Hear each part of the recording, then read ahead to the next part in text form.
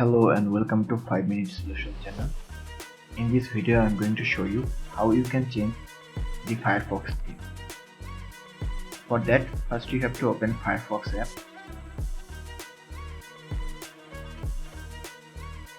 Then you have to click on this icon.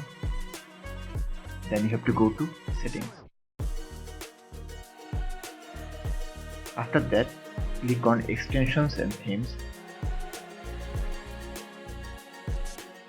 Then scroll down a little bit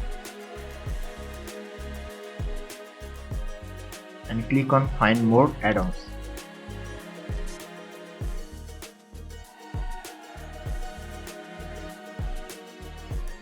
Here you can find see more trending themes. Click on that. In this page you will find all the themes available for Firefox.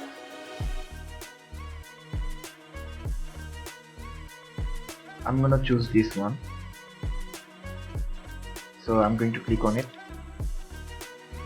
and click on install themes, and then I'm gonna click on add in this pop-up, and here it will say that Christmas was added. That means the theme has been added. So that's how you can change the theme of Firefox. If you want more contents like this, like, comment and subscribe. And also thank you for watching this video.